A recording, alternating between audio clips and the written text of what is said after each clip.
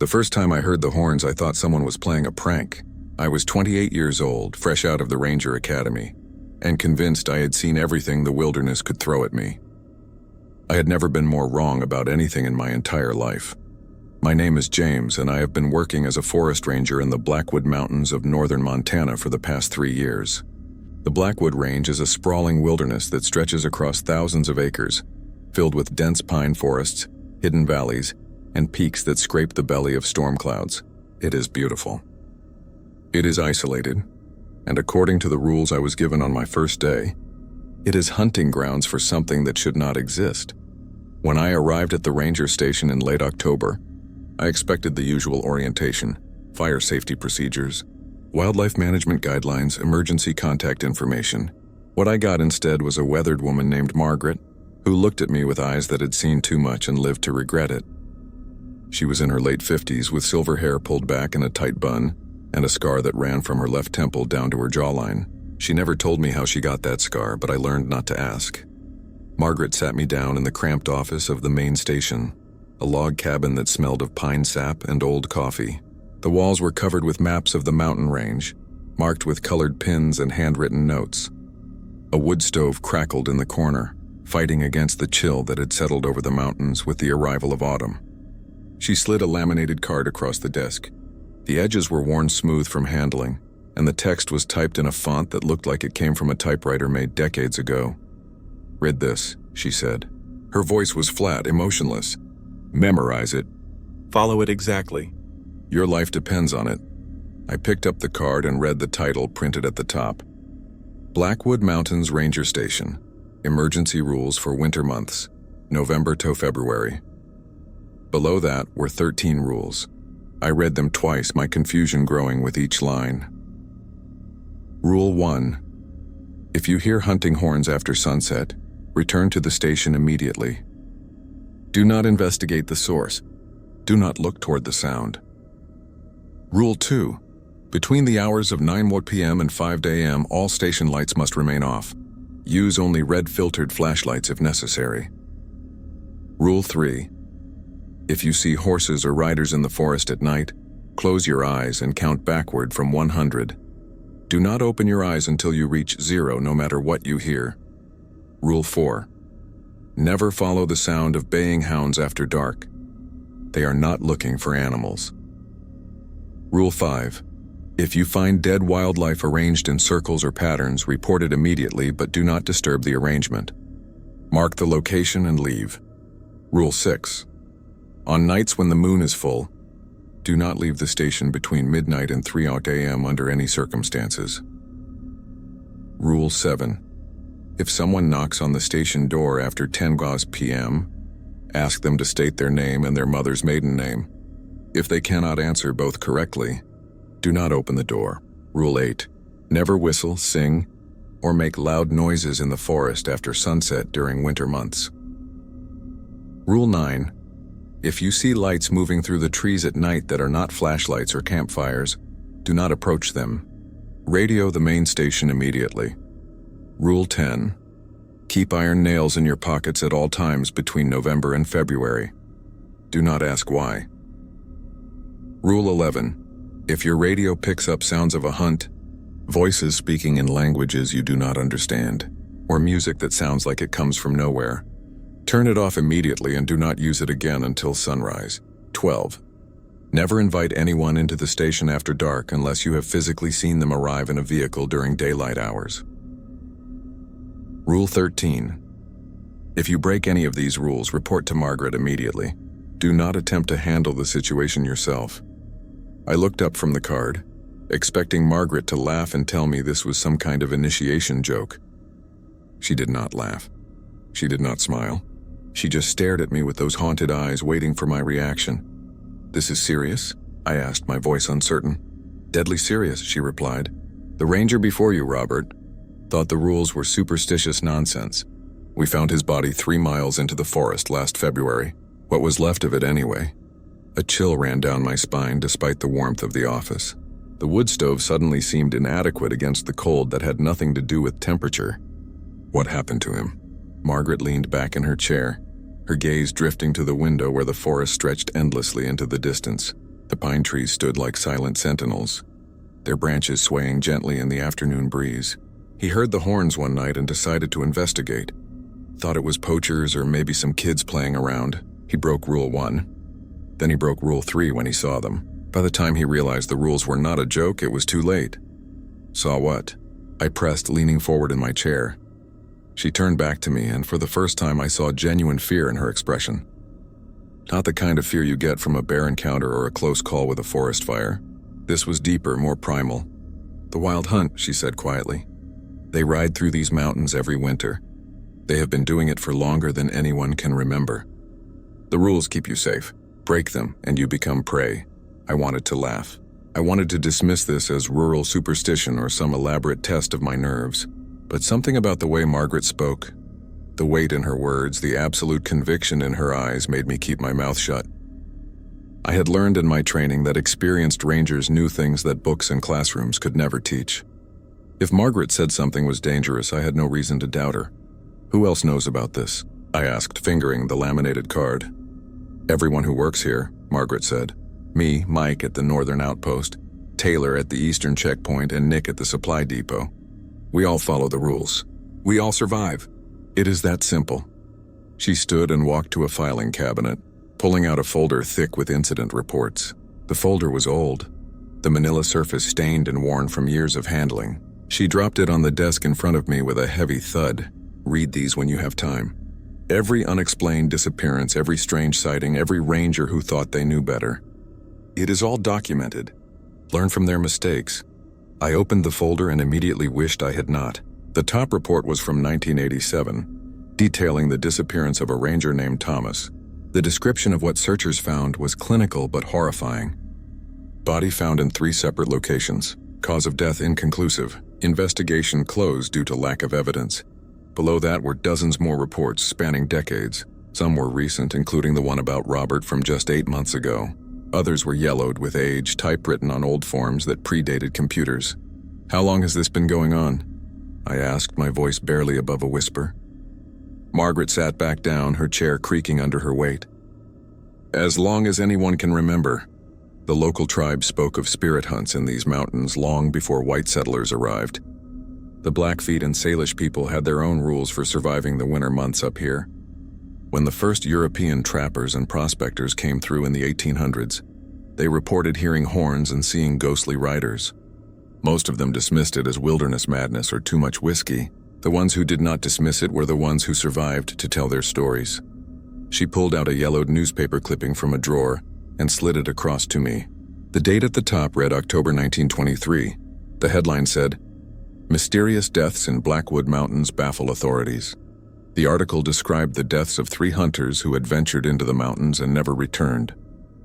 Their bodies were found weeks later, scattered across several miles of forest torn apart by what authorities assumed were wild animals. But local residents, the article noted, whispered about darker explanations. When the Forest Service established ranger stations here in the 1930s, rangers started disappearing, Margaret continued. That is when the rules were created. Someone somewhere figured out what worked and what did not. The rules have been refined over the decades, written in the blood of those who broke them. Each rule exists because someone died learning why it was necessary. Has anyone ever tried to stop them? To fight back? I asked. She laughed, but it was a bitter sound without any humor. Fight the wild hunt? How do you fight something that should not exist? Bullets do not stop them. Fire does not harm them. Iron and salt slow them down, keep them at bay, but nothing stops them. They are not of this world, not entirely. The best we can do is avoid them. Follow the rules, respect their territory, and pray they pass us by each night. That first night I stayed in the main station with Margaret. She showed me around the building, pointing out details I had not noticed during the day. The doors were not just locked, but reinforced with iron bands that had been welded into place. The windows had bars on them, but not the kind you would install to keep out burglars. These bars were made of wrought iron, each one inscribed with symbols I did not recognize. Margaret saw me examining them. Old protective marks, she explained. We do not know if they actually work, but every station in the Blackwood has them. Call it insurance. She showed me the red filtered flashlights kept in every room. Red light does not carry as far as white light, she explained. If you absolutely must move around at night, use these. But honestly, it is better to just sit in the dark and wait for morning. There were salt lines at every threshold, thick white lines that had been refreshed so many times that grooves had formed in the wooden floors. Horseshoes hung above each door, nailed in place with iron nails. When I asked about them, she simply said, "Extra precautions. Belt and suspenders. We do everything we can to keep them out." In the small kitchen, she showed me the pantry stocked with enough supplies to last weeks. If the hunt is particularly active, you might need to stay inside for days at a time. Always keep your station stocked. Running out of food is not worth risking a trip to the depot. At exactly 9 p.m., she made me help her turn off all the lights. We went from room to room, flipping switches, unplugging appliances, even covering the small LED lights on the smoke detectors with electrical tape. The only light that remained was from the dying embers in the fireplace, casting flickering shadows across the walls. "Now we wait," she said, settling into a chair by the window, "and we listen." We sat in darkness, the only sounds the crackling of the fire and our own breathing. The silence of the forest pressed against the windows like something alive, something aware of our presence. Minutes passed, then an hour. I was beginning to think that maybe, just maybe, this was all an elaborate hazing ritual after all. Then I heard it. At first it was so faint I thought I was imagining it. A low note, sustained and mournful like the horn of a ship lost in fog. But this was no ship, and we were hundreds of miles from any ocean. The sound came from the forest, distant but clear in the cold night air. "Listen," Margaret whispered, though there was no need for her to tell me. I was already frozen in my chair, every sense straining toward that sound. The horn was joined by another and then another, creating a chorus that seemed to come from everywhere and nowhere at once. They were not playing a melody, not exactly, but there was a rhythm to their calls, a pattern that spoke of coordination and purpose. This was not random noise. This was communication. My hand instinctively moved to the iron nails in my pocket. Margaret had given them to me earlier. 3 rusted nails that felt cold and heavy despite their small size. She had not explained why I needed them, and I had not asked. Rule 10 said not to ask why. "That is them," she said, her voice barely audible. "The wild hunt. They will pass through the valley tonight. As long as we stay inside, stay quiet, and keep the lights off, they will not bother us." "What are they hunting?" I asked, my voice barely above a whisper. Margaret was silent for a long moment. When she finally spoke, her voice was grim.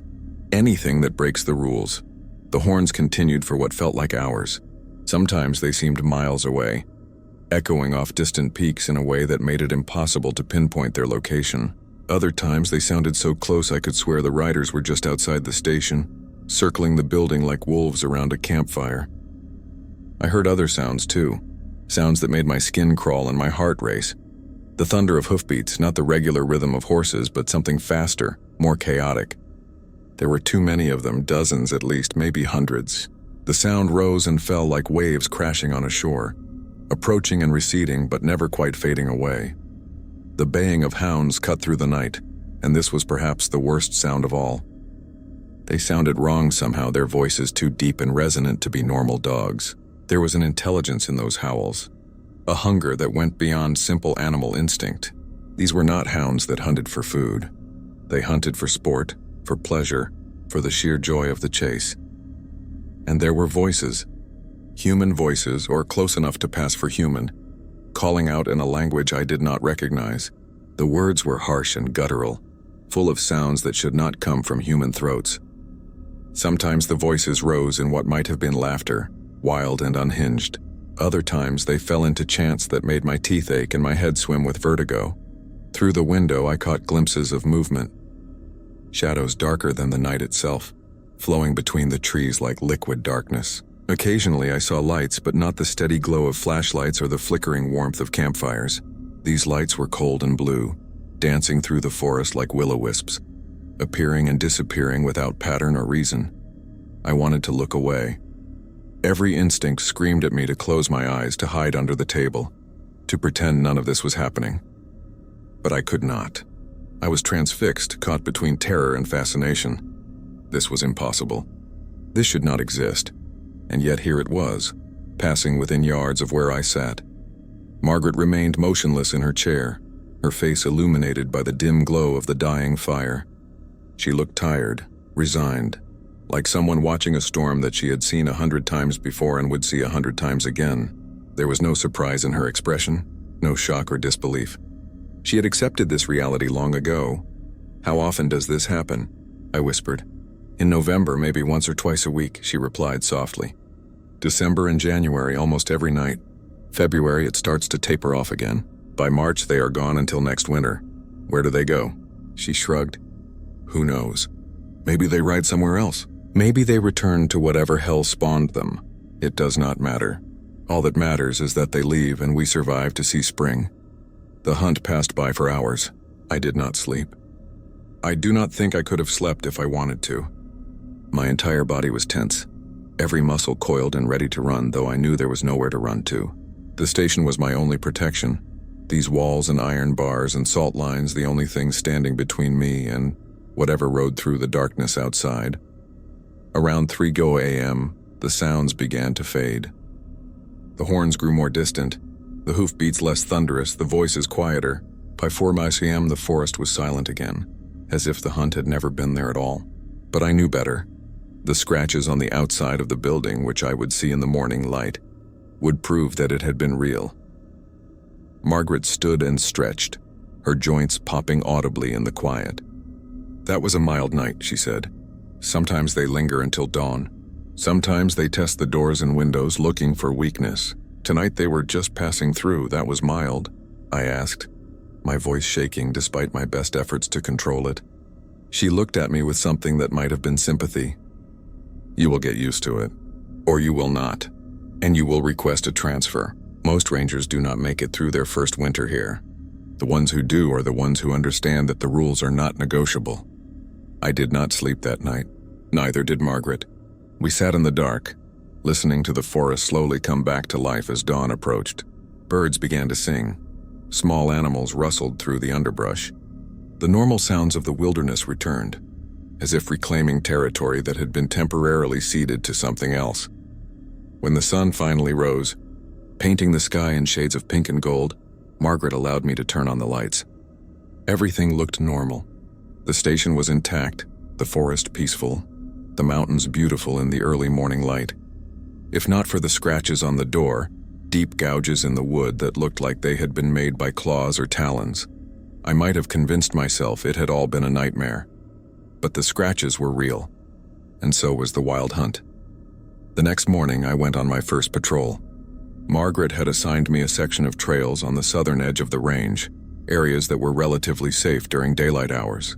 The forest looked different in the morning light, peaceful and serene, with frost glittering on pine needles and morning mist drifting through the valleys like ghosts. It was hard to believe that something supernatural had passed through these same woods just hours before. I was checking a trail marker about 2 miles from the station when I found the first sign. A circle of dead birds arranged in a perfect ring around the base of an old oak tree. There must have been 30 of them, crows, jays, even a hawk. All dead, all positioned with their heads pointing inward toward the center of the circle. Their eyes were open, staring at nothing, and their bodies showed no signs of injury or decay despite clearly having been dead for at least a day. I remembered Rule 5. Do not disturb the arrangement. I marked the GPS coordinates, took a photograph with the station camera that Margaret had given me, and left immediately. My hands were shaking as I radioed back to the station. "Margaret, this is James. I found something.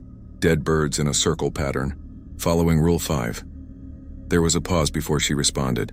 "Mark it on the map when you get back. We track these. The more circles that appear, the more active the hunt is that season. Sounds like it is going to be a bad winter." "What do the circles mean?" I asked, unable to stop myself. "They are markers," Margaret said. "Territory markers, maybe, or warnings. We do not really know. What we do know is that areas with circles tend to have more hunt activity. Avoid that section of trail after dark." I continued my patrol, but I could not shake the image of those dead birds from my mind. The perfect circle, the way their heads all pointed inward, as if they had been worshipping or watching something at the center. The complete lack of any explanation for how they had died or who or what had arranged them so precisely. Over the following weeks, I settled into the routine of ranger life in the Blackwood Mountains.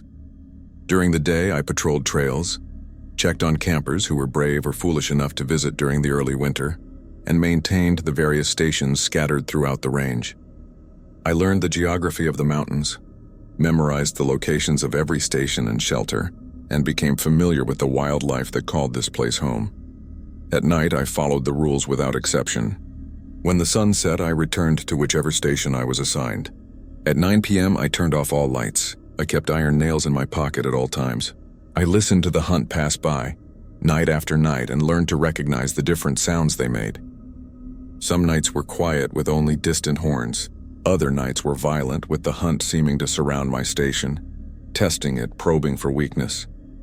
I met the other rangers during a supply run to the main depot in mid-November. The depot was the only facility in the Blackwood that operated year-round, a large building where all supplies were stored and distributed. Nick, who managed the depot, was waiting for me when I arrived. Nick was in his early 50s, with a ready smile that did not quite reach his eyes, and the weathered look of a man who had spent most of his life outdoors. He helped me load supplies into my truck, moving with the efficiency of long practice. "First winter in the Blackwood?" he asked, though he clearly already knew the answer. "Yes," I replied. "Started in October," he nodded. "Margaret give you the rules?" "First thing. Good. Margaret is strict about the rules, but that is why she is still alive. Been here longer than anyone except me." He paused, securing a box of canned goods in the truck bed. "I have been here 20 years. Never broken a rule, not once. Seen others do it, though. Saw what happened to them. That is why I am still here and they are not." "What did you see?" I asked, unable to help myself. Nick's smile faded. He looked out at the forest, his expression distant. 5 years ago, we had a ranger named Daniel. Good guy, competent, followed the rules for almost 2 full winters. Then one night in January, he was at the northern outpost and he heard someone calling his name. Not through the radio, not from outside the door. From the forest. He said it sounded like his wife, who he had not seen in months because she refused to visit the Blackwood during winter. "What did he do?" I asked, though I already knew I would not like the answer. "He broke Rule 8. Started calling back to her, shouting into the forest. Then he broke Rule 12 when he opened the door and invited her in." Nick shook his head. "We found pieces of him scattered over half a mile of forest. Took us 3 days to recover enough for a burial. His wife was safe at home the whole time. Whatever he heard in the forest, it was not her." Mike arrived at the depot while we were talking. He was a grizzled man in his 40s who had been working in the Blackwood for 15 years. He had a thick beard streaked with gray and hands scarred from years of manual labor. When I asked him about the hunt, he just shook his head. "Some things you learn not to question," he said, his voice rough from years of smoking. "I follow the rules. I go home to my family every spring. That is all that matters to me."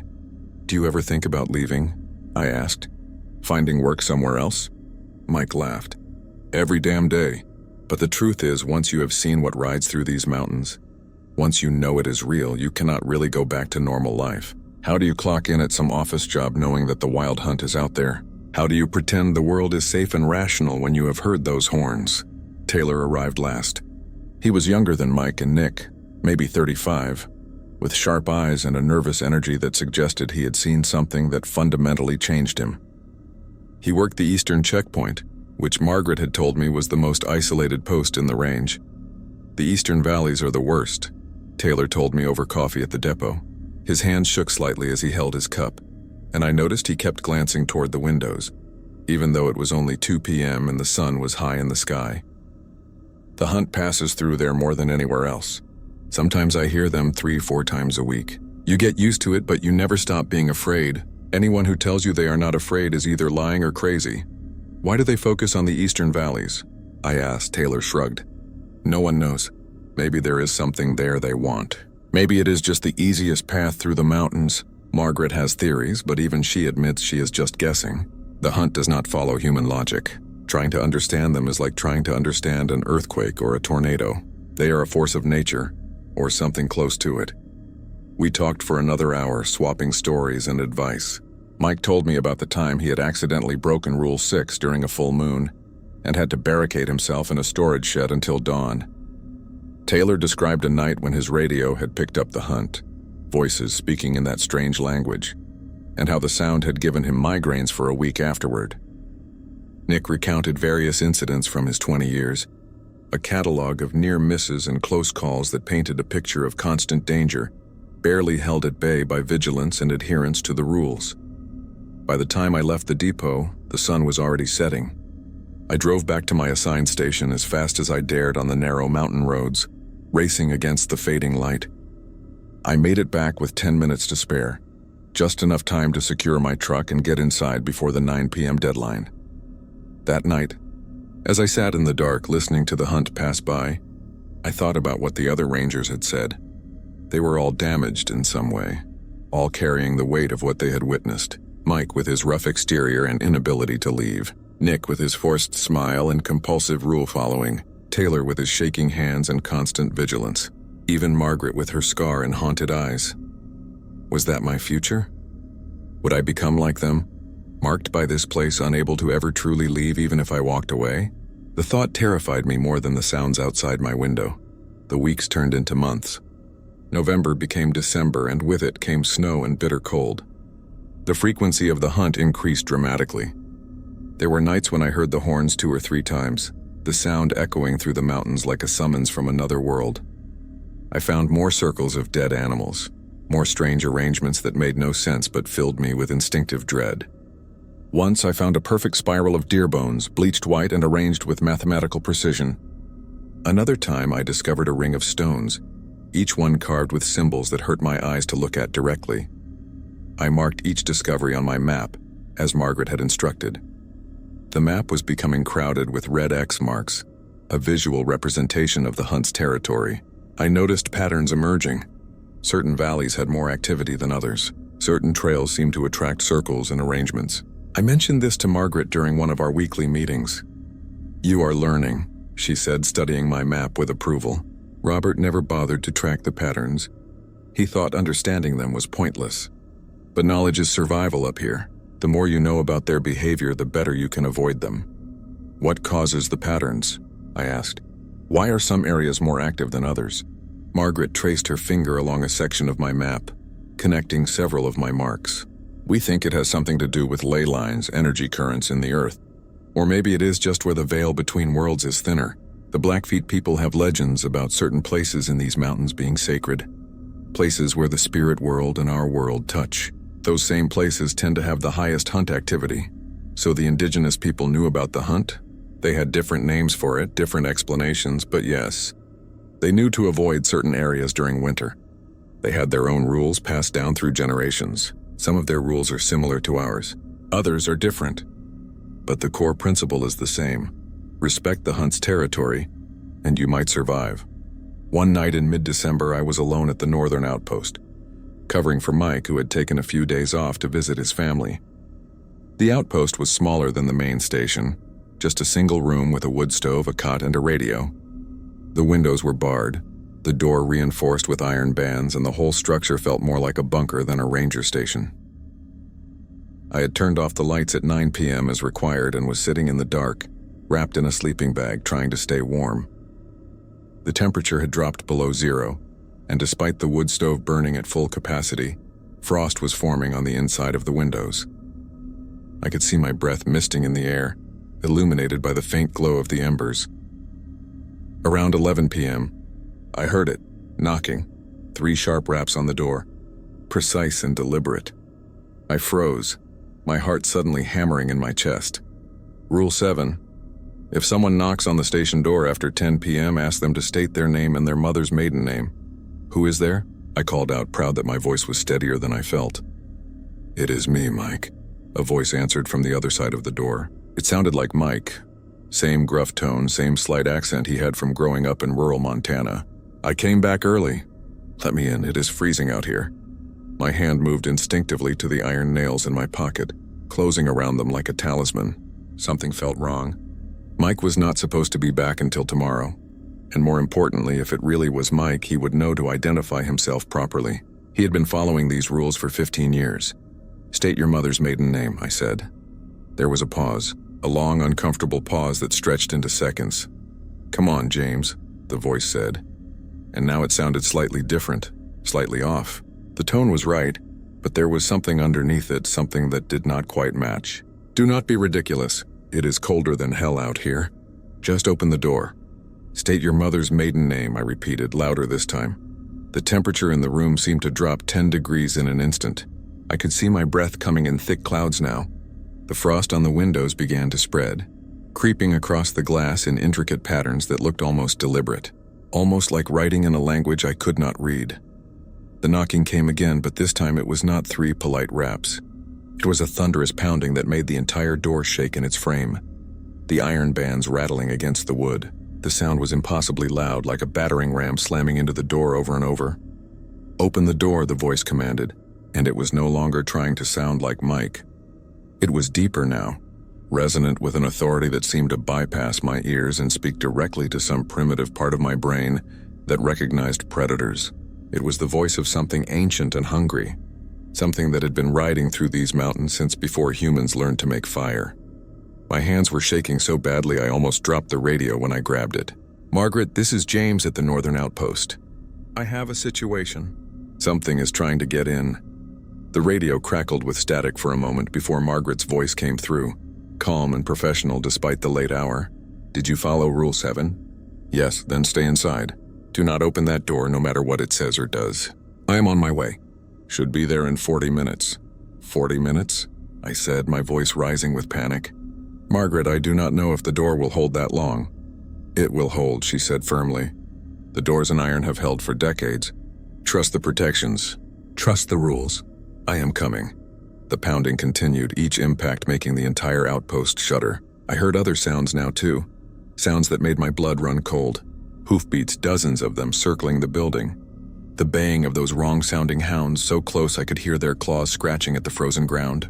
And voices, many voices, speaking in that ancient language that hurt to hear.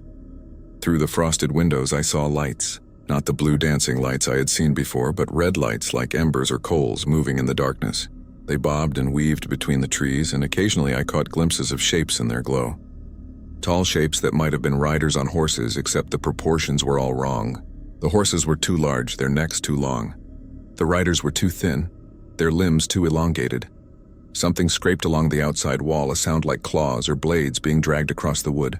I heard sniffing at the base of the door, as if whatever was outside was trying to smell me, trying to find a weakness in the protections. "Let us in." "James," a new voice called, and this one sounded like Margaret. It had her tone, her inflection, even her slight accent. "It is safe now." We drove them away. "Open the door." I almost did it. My hand was on the door handle before my brain caught up. Margaret would not say it was safe. Margaret would know I would not believe that. This was another trick. "Nice try," I said, though I was not sure why I was talking to it. "You are not fooling me." The fake Margaret voice laughed, and it was the most chilling sound I had ever heard. It started as Margaret's laugh, but then twisted into something else. Something that sounded like wind howling through empty skulls, like the death rattle of 1,000 dying men. The assault on the door continued for what felt like hours, but was probably only 10 minutes. Then as suddenly as it had started, it stopped. The pounding ceased. The scratching ended. The voices fell silent. Even the hounds stopped their baying. The silence was almost worse than the noise. I sat frozen in the dark, afraid to move, afraid to breathe too loudly. My entire body was tense, every muscle coiled and ready to run, even though there was nowhere to run to. The only sounds were my own heartbeat, thundering in my ears, and the occasional pop from the wood stove. Minutes passed. 5, 10, 15, nothing.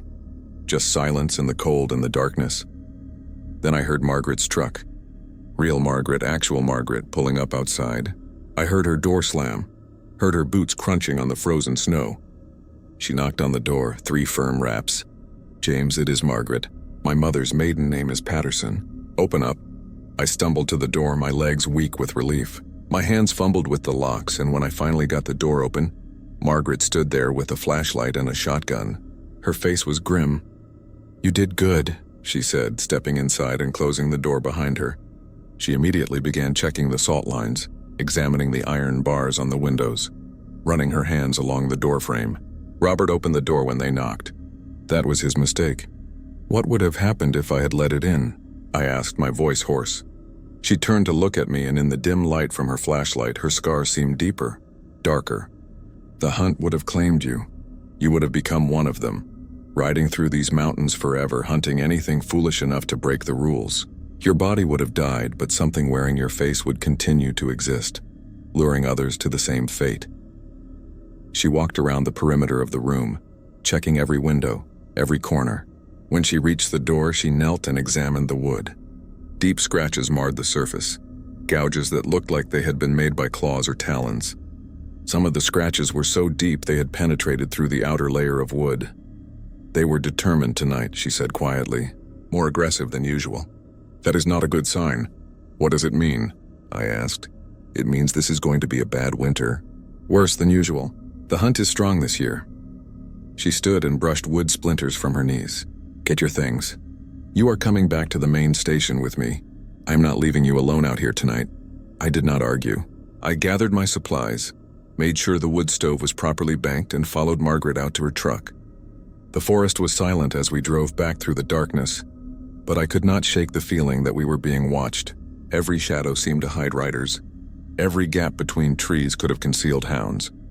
We made it back to the main station without incident, but neither of us spoke during the drive. What was there to say? We both knew what was out there. We both understood the danger. Words felt inadequate, almost disrespectful in the face of what we had experienced. That night, I slept on the couch in Margaret's office while she kept watch.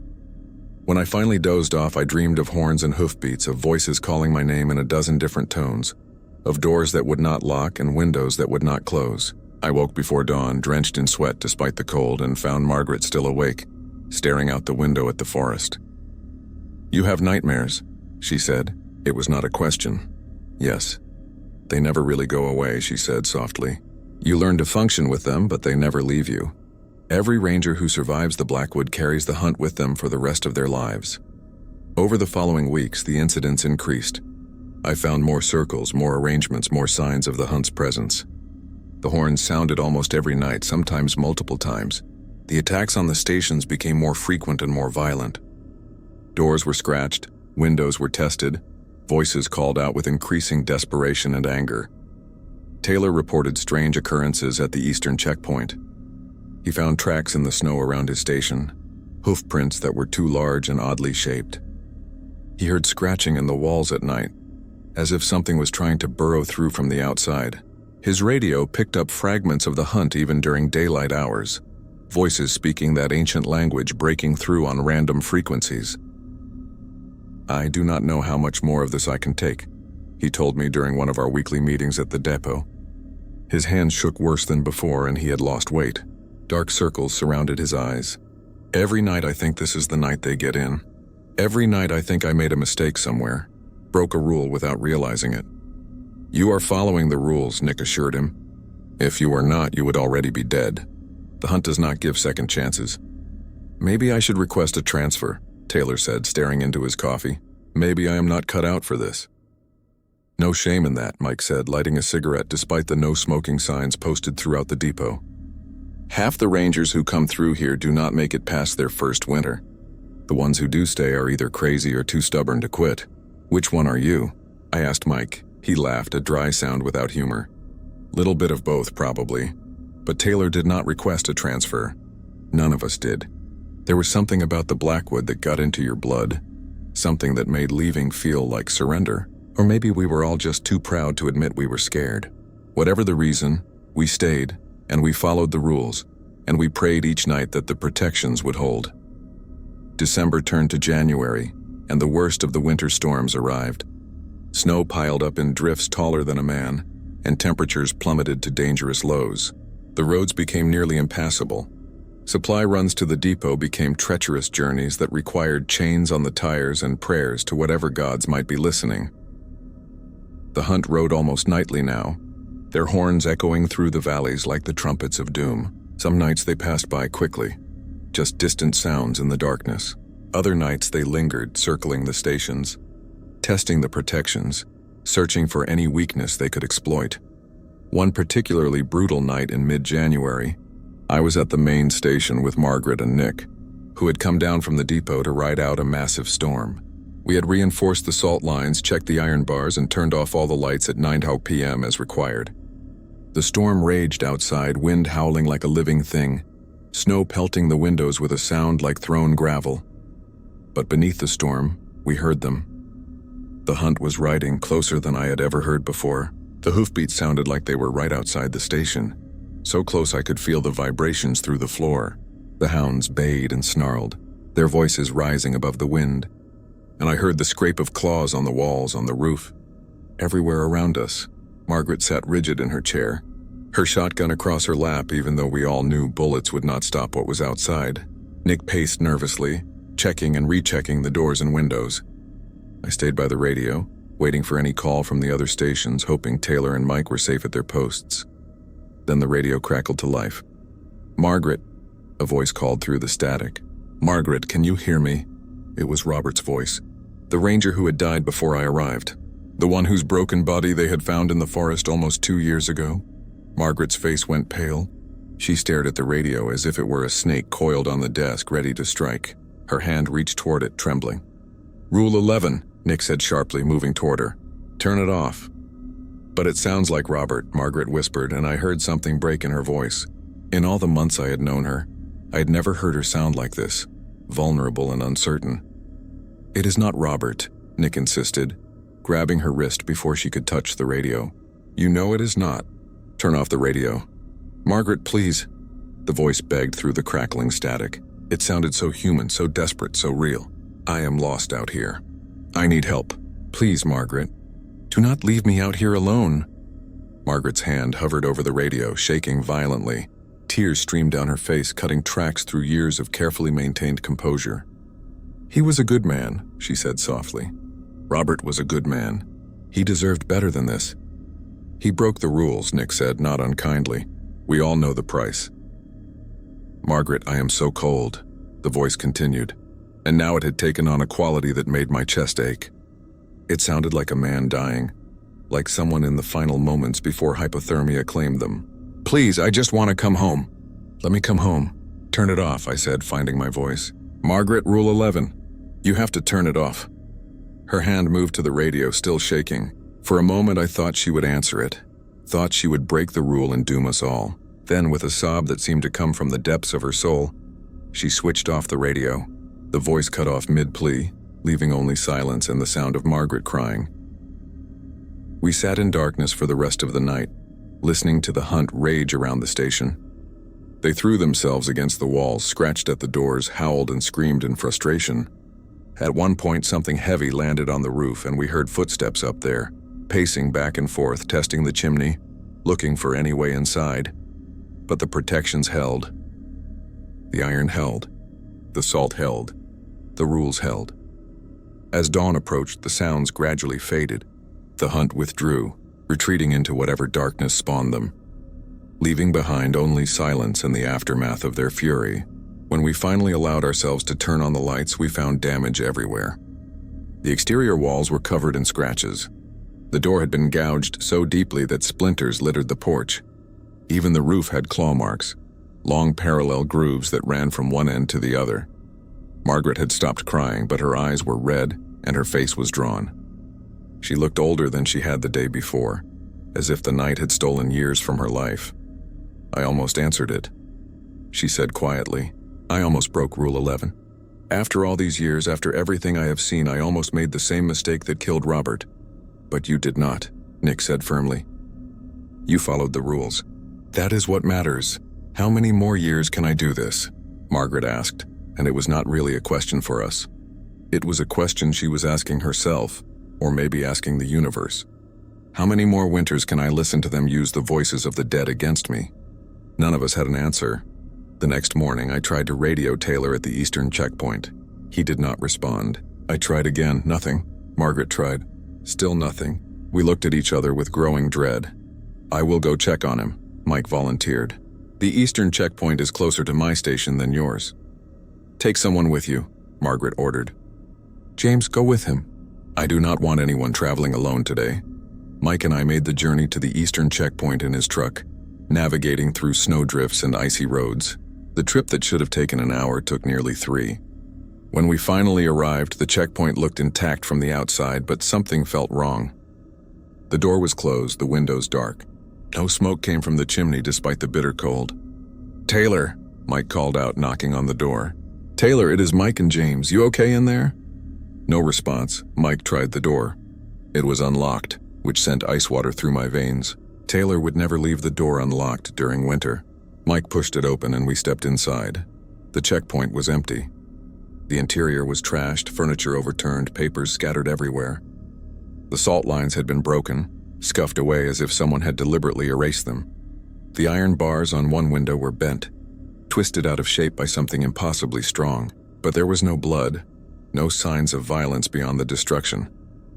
"Taylor," Mike called again, but we both knew he would not answer. We searched the checkpoint thoroughly. We found Taylor's coat hanging by the door. We found his boots by the bed. We found his radio, smashed into pieces on the floor. But we did not find Taylor. Then I noticed the back door. It was standing open, swinging gently in the wind. Snow had drifted inside, creating a white carpet that led from the door into the forest beyond. And in that snow, I saw footprints. Bare footprints, as if Taylor had walked out into the deadly cold without boots or coat. Mike and I followed the tracks into the forest. They led away from the checkpoint in a straight line, never deviating, never showing any hesitation. We followed them for half a mile before they simply stopped. Just ended in the middle of a clearing, as if Taylor had been lifted into the air or had simply ceased to exist. "He broke a rule," Mike said, his voice hollow. "He must have broken a rule." We searched the area for another hour, but we found nothing. No body, no clothing, no sign of what had happened to Taylor. He had simply vanished, taken by the hunt like so many others before him. When we returned to the checkpoint to document the scene, I noticed something I had missed before. On the wall, written in what looked like charcoal or ash, were words in shaky handwriting. They sound like my daughter. Taylor had broken the rules. He had done exactly what he had warned me about during our first meeting. He had heard something calling to him in his daughter's voice, and he had responded. Maybe he had opened the door. Maybe he had called back to them. Maybe he had invited them in. Whatever he had done, it had been enough. Margaret filed the incident report that night. Another ranger added to the long list of casualties in the Blackwood Mountains. Another name in the folder of the dead. Another warning to those who came after. "He lasted 3 winters," she said, staring at the report form. "That is longer than most. But in the end, they got him. They always get the ones who hesitate, the ones who second-guess the rules, the ones who think maybe just this once it will be different." The eastern checkpoint stood empty after that. None of us could bring ourselves to staff it. The place felt cursed, tainted by whatever had taken Taylor. Margaret filed paperwork with the Forest Service to have it decommissioned, but the bureaucracy moved slowly. For now, it remained standing, a monument to another ranger who had learned too late that the rules were written in blood for good reason. February brought a slight easing of the hunt's activity. The horns still sounded, but less frequently. The attacks on the stations became less aggressive. The circles of dead animals appeared less often. It was as if the hunt was winding down, satisfied with their take for the season. But the damage had been done. Taylor was gone. Margaret was haunted by Robert's voice. I had nightmares every time I closed my eyes. Mike drank more and smiled less. Nick developed a nervous tic, constantly checking and rechecking locks even during daylight hours. We were all changed, all marked by what we had experienced. One night in late February, I was alone at the northern outpost when I heard a knock at the door. It was 11:30 p.m., well past the 10 p.m. cutoff in Rule 7. My heart immediately began racing. "Who is there?" I called out. "It is Taylor," a familiar voice replied. "James, thank God, I have been lost for weeks. Please let me in. I am freezing." My hand went to the iron nails in my pocket. Taylor was dead. I knew he was dead. Whatever was outside wearing his voice was not my friend. "State your mother's maiden name," I said, following the rule even though I knew the answer would be wrong or would not come at all. There was a pause. Then the voice said, "I do not remember." "James, please." "I am confused. I have been out here so long. Just open the door." "No," I said firmly. "Please," the voice begged, and it sounded so much like Taylor that it made my chest hurt. "I know I broke the rules. I know I made a mistake. But please, do not leave me out here. I do not want to ride with them anymore. Please, James, you are my friend." I closed my eyes, fighting against the urge to open the door. Every instinct that made me human screamed at me to help, to rescue, to save my friend. But I knew the truth. Taylor was beyond saving. Whatever was outside was not Taylor anymore. "I am sorry," I said. "I am so sorry. But you are not Taylor. Not anymore." The voice changed, dropping the desperate plea and becoming something else. Something cold and ancient and utterly inhuman. "You are smarter than he was," it said. "Robert was weak. Taylor was weak. But you might be strong enough to last. We will see. Winter is not over yet." The sound of hoofbeats filled the air, and I heard the hunt ride away into the darkness, taking whatever wore Taylor's voice with them. I did not sleep that night. I sat in the dark, clutching the iron nails, and thought about all the rangers who had come before me. All the ones who had heard voices of friends and loved ones calling from the darkness. All the ones who had made the choice to open the door or to keep it closed. The ones who opened the door were all dead. The ones who kept it closed were haunted by the memory of those voices for the rest of their lives. There was no winning in the Blackwood Mountains. There was only survival, and even survival came with a price that could never be fully paid. March arrived with unseasonable warmth. The snow began to melt, creating rushing streams and rivers where frozen creeks had been. The days grew longer. The temperature climbed above freezing for the first time in months. And most importantly, the horns fell silent. The winter season was over. Margaret called a meeting at the main station on the 1st of March. Mike, Nick, and I gathered around the old desk while she poured coffee and looked us over with tired eyes. She looked older than she had in October, her hair more gray, her scar more prominent. We all looked older. "We made it through another winter," she said, raising her coffee cup in a weary toast. 4 of us went in. 3 of us came out. Those are better odds than some years, but we lost Taylor. He was a good ranger and a good man. We will remember him. We all raised our cups and drank in silence. There was no formal funeral, no memorial service. In the Blackwood Mountains, the dead were honored through survival. By following the rules, by making it through another season, we carried their memory forward. "The hunt will return in November," Margaret continued. "It always does. Until then, we do our jobs, we maintain the stations, and we prepare. New rangers will be hired to fill the gaps. They will be given the rules just like you were, James. Some will follow them, some will not. All we can do is try to teach them." "How do you keep doing this?" I asked. "Year after year, watching people die, hearing their voices used against you. How do you not break?" Margaret was quiet for a long moment, staring into her coffee as if it held answers. "You find a reason," she said finally. "A reason to survive. For me, it is spite. Pure stubborn spite. The hunt has taken so many people from me. Robert, Taylor, dozens of others over the years. I refuse to give them the satisfaction of taking me too. Every winter I survive is a victory over them." "And when spite is not enough?" Mike asked. "Then you find another reason," Margaret replied. "Or you leave. There is no shame in leaving. This job asks too much of people. It takes pieces of your soul and does not give them back. Anyone who survives even one winter has earned the right to walk away. But none of us walked away. Over the following months, life in the Blackwood Mountains returned to normal, or as normal as it ever was. I continued my patrols, maintained the trails, and helped the occasional hiker or camper. The forest was beautiful in spring and summer, full of life and color. Wildflowers bloomed in the meadows. Birds returned from their winter migrations. Bears emerged from hibernation. The cycle of life continued, indifferent to the supernatural horror that haunted these mountains every winter. It was easy to forget during those warm months. Easy to convince myself that the hunt had been a nightmare, a shared delusion brought on by isolation and harsh conditions. But then I would see the scars on the doors, the scratches that could not be explained by any natural animal. I would find old circles of bones in the forest, bleached white by the sun but still arranged in those perfect unnatural patterns. I would catch Margaret staring out the window at sunset with an expression of dread, counting down the days until November. The hunt was real. The hunt would return, and we would face it again when winter came. In late October, as the leaves began to turn and the first frost touched the morning grass, Margaret called me into her office.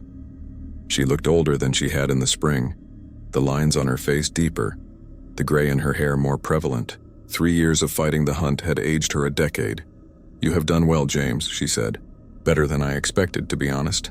Most rangers do not last a full year. You have followed the rules without question, and that is why you are still here. You have earned your place in the Blackwood. What happens now?" I asked.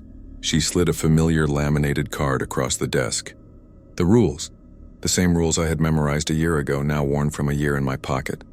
"Now you help me teach the new rangers," she said. "Michael arrives tomorrow. He is 25, fresh from the academy, and convinced he can handle anything. It is our job to make sure he understands that the rules are not suggestions. They are survival." The next day, I sat across from Michael in the same chair where I had sat a year ago. He was young, enthusiastic, with the kind of confidence that came from never having faced anything truly terrifying. His eyes were bright and eager, unmarked by the shadows that haunted the rest of us. Margaret handed him the laminated card, and I watched his face as he read it. I saw the confusion. I saw the skepticism. I saw the half-smile that said he thought this was some kind of joke. I had worn that same expression a year ago.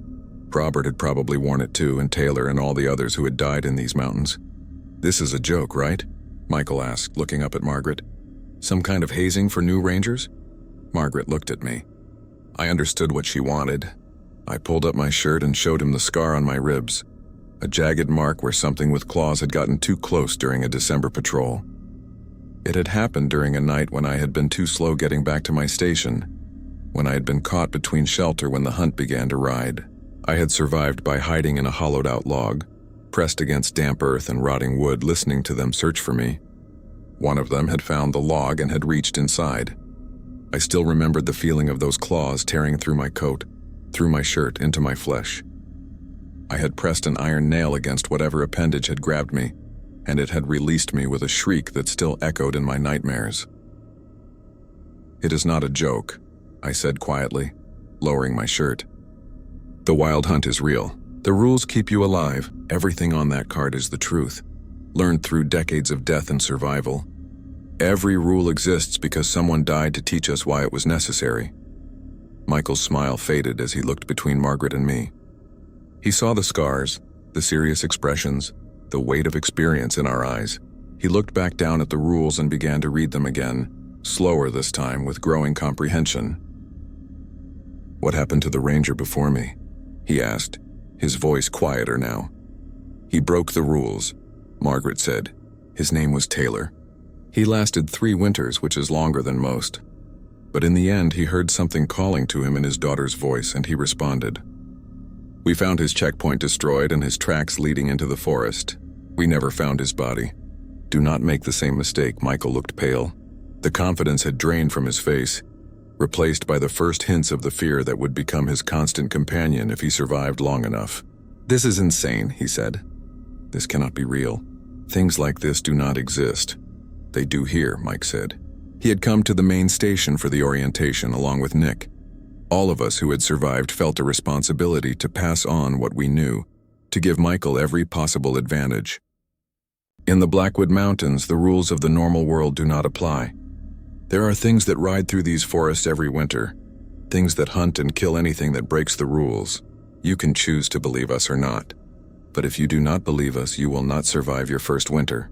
The choice is yours, Margaret said. You can request a transfer right now. No one will think less of you.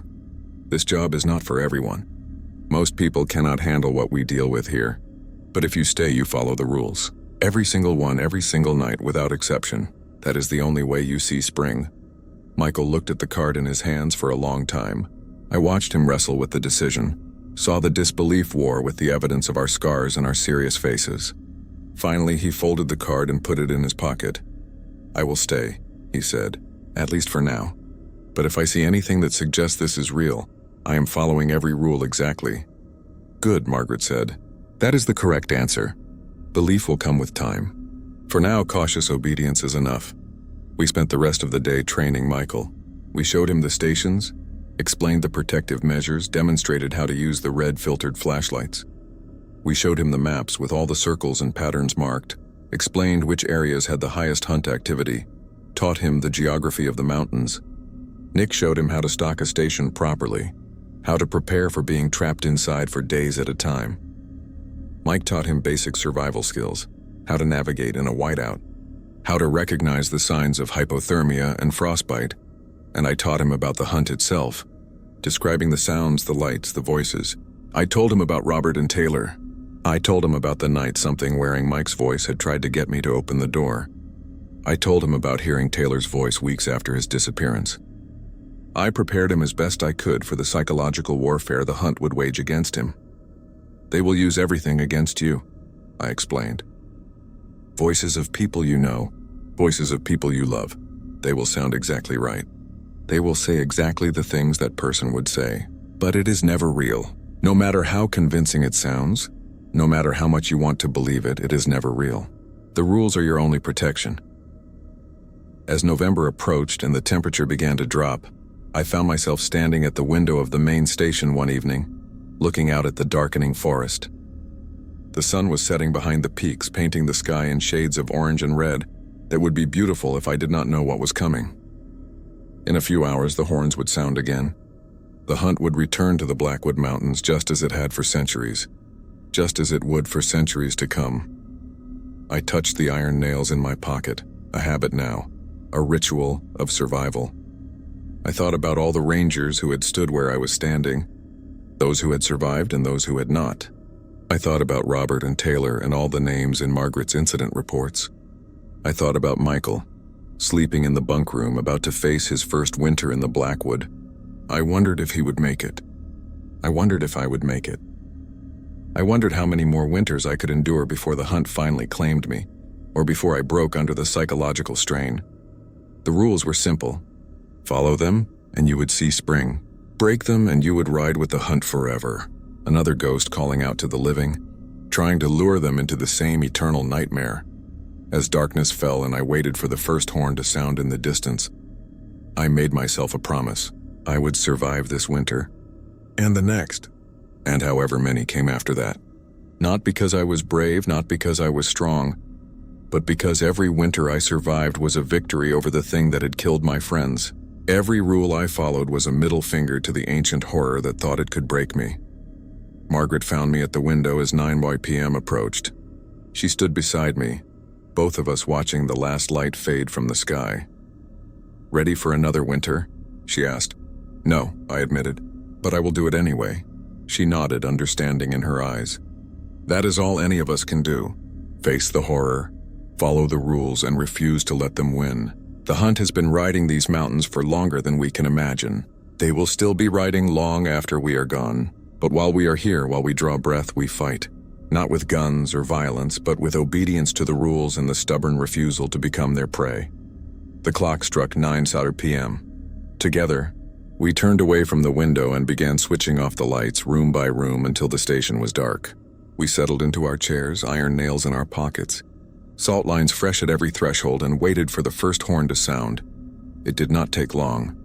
The low, mournful note echoed across the valley, joined moments later by others until the night was filled with their chorus.